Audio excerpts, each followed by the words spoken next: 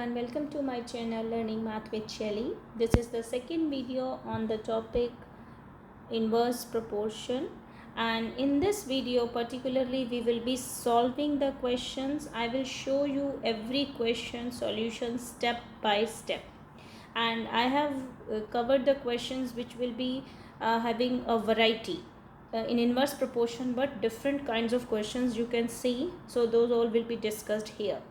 So the first question here is, y is inversely proportional to the square of x. So I will be writing here y is inversely proportional, so that means 1 over x squared, and I will be removing this proportionality sign using a constant of proportionality k. So this will be y equals to x squared. Now to connect the equation between y and x, we have given that y is 200. So I will substitute y as 200 in this equation 1 and x as 2. So it will be 2 squared. So I would be getting k over 4 is equals to 200. I have just swapped these values. Now to find k, I have to do cross multiplication. So I would be getting k is equals to 800. So I can say my equation will be, instead of writing here, let's write here.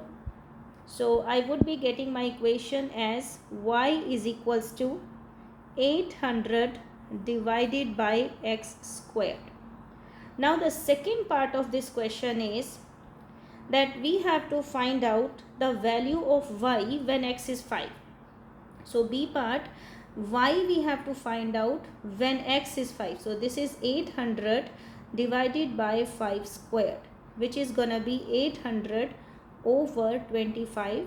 You can simplify it by dividing by 5 both of these numbers. So this will be 160 divided by 5, and further you can divide by 5.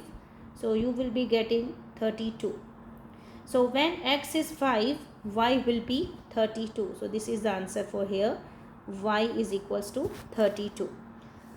The next part is, find the value of x when y is equal to 50.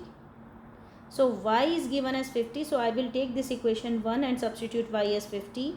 And this is equals to 800 divided by x squared. So from here, if I have to find x, so I will do cross multiplication. So I would have 50x square is equals to 800. To find x square, I will divide both sides by 50.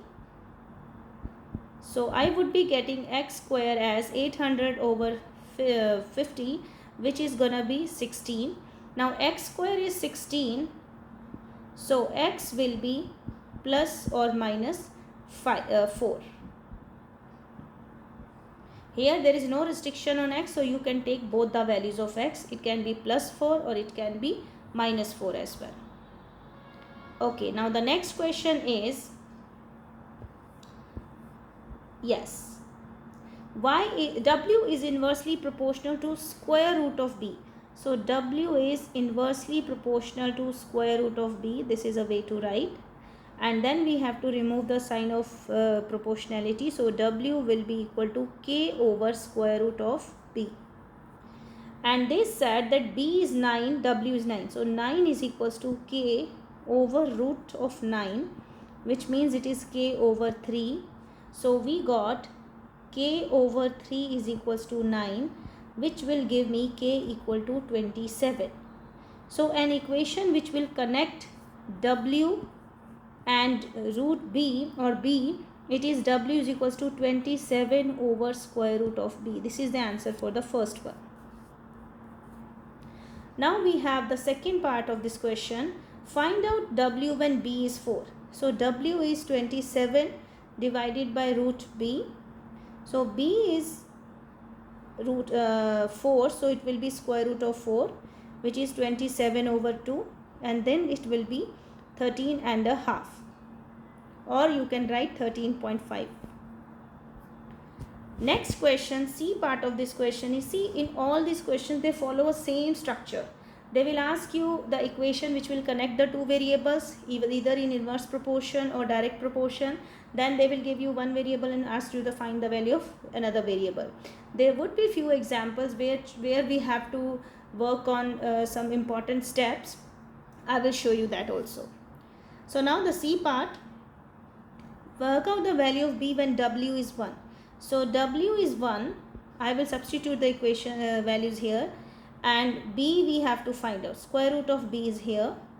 So square root of b is equals to 27, and from here if I have to find out the value of b, so what I need to do, I will be taking square on both sides, because square root will be cancelled out by the square root only.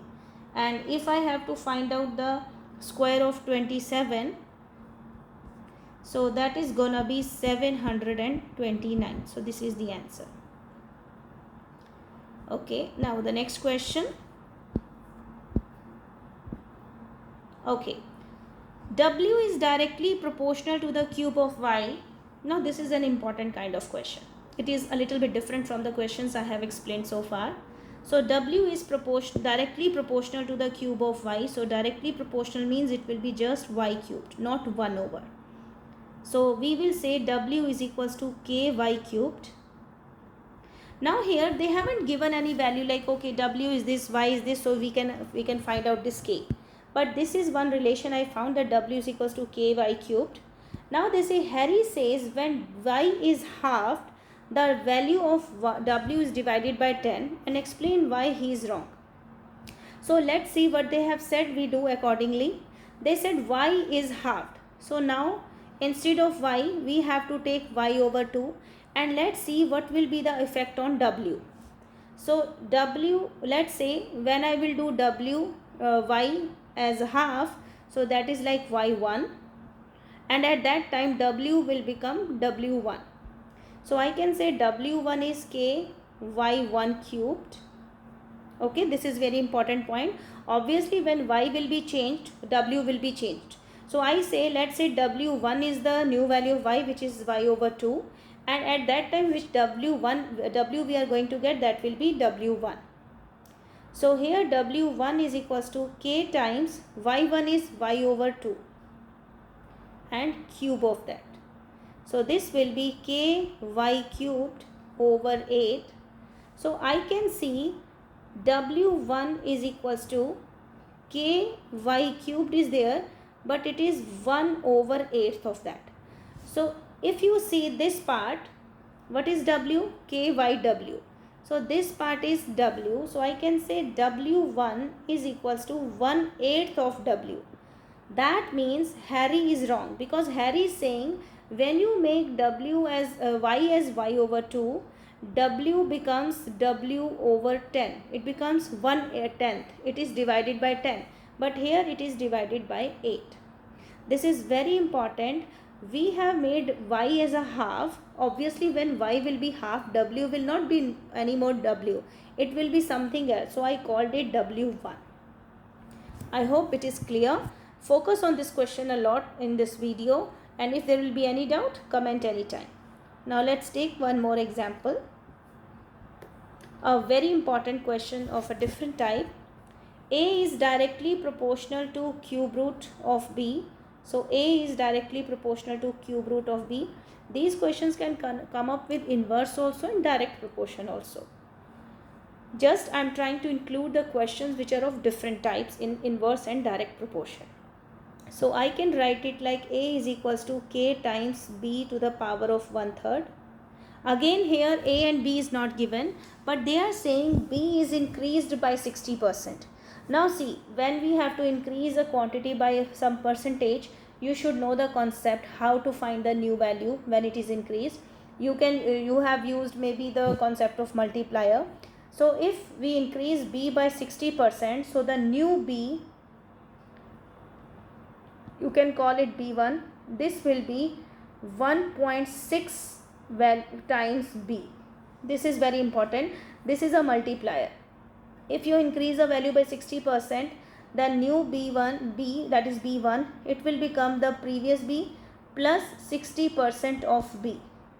Now 60% of B means it is 60 over 100 times of B, and then when you will add these two quantities you will be getting 160 over 100 B, which means it is 1.6 B.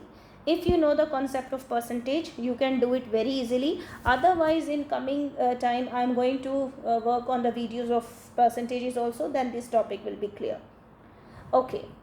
So now they are saying if B is increased by 60%, so now B is having a new value. Obviously, then A will be different. It will be A1. So A1 is equals to K times B1, which is the new value of B, increased by 60%. So that means it is going to be 1.6 times B to the power of 1/3. And if I simplify it, it is K times 1.6 to the power of 1/3 times by B to the power of 1/3. Here I have used the index law that if you have A times B raised to the power of M, you can split this power, you can use this power separately with both A and B. So here it was 1/3 exponent value, I used it with 1.6 separately and B separately. So what is the purpose? So that I can get K and B all together in this format. So A1 is equals to 1.6 to the power of 1/3 times K B to the power of 1/3, which means it is 1.6 to the power of 1/3 times A. So A1 will become 1.6 to the power of 1/3, which is 1. Let me check what is this value. If you take cube root of 1.6, so we have 1.6, and if I am taking its power 1 over 3, so it is going to be 1.16960700953 times A.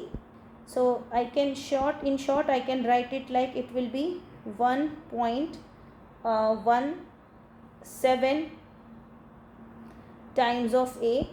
So that means how much will be the value of A will be increased by 17%, because again A1 is, I can write it like A plus 0.17A. Again this concept you can understand if you know the good you have a good knowledge of the percentages. So this is A plus 0.7, so I can write it A plus 17 over 100A. That means you have raised A by 17%. So if B is increased by 60%, then A will be increased by 17% approximately. So the answer will be by 70% it will be increased. Okay, now the next question here is, if you see this one, we have here two concepts together. A is directly proportional to the cube of C. So I will say A is proportional to C cubed, and it will be equal to A equals to K C cubed. This is my first equation. Then they say W is inversely proportional to square root of A. Inversely proportional means 1 over square root of A means this thing. And I will remove again the proportionality sign, and here I will be using a constant of proportionality, let's say P. I cannot use both times K because these are the two different quantities A and C, and here it is W and A. So I have to use two different proportionality constants. Now to find this K and P, they have given us C and A and W. One equation is showing a relation between A and C, and another is showing the relation between W and A. So automatically I can connect W and C also, because I know that these two are related and these two are also related. So what I need to do, I will be finding my constants K and P here. So the first equation is A is equals to KC cubed. A is 48 and C is equal to 2. So 2 cubed is 8K. So I can say K is equals to 6. So the first equation which I am going to get is A is equals to 6C cubed. Then the second part is W is equals to P over square root of A. W is 2400 is equals to P over square root of 9. So P will be equals to 2400 400 times square root of 9 is 3. So this will be 7200. So I got W is equals to 7200 divided by square root of A. Now the question is find W when C is 6. Now the question is W is not directly related to C, but when W is related to A. So this is something like this: W, A and C. C is 6. What is W? So first from C I will find A. A will be equals to 6 times 6 cubed because C is this, and W is equals to 7200 divided by square root of 6 times 6 to the power of 3, which is 7200, and if you take 6 to the power of 4, so that is gonna be 1296 square root, and if you take the square root of this value 1296, it is gonna be 36. So 7200 divided by 36, and this is gonna be 200. So you see, they haven't given A and C in relation and W and A, but W and C were not related directly. So this is the way we have to find W when C is given. So first I found A from C, and then from A I found the W. So these were the different sort of problems in the inverse proportions and direct proportions. I hope this is clear to you. Again, you need to work on the percentage concept in order to understand some of the questions here. I hope this video is helpful for all of you. Thank you.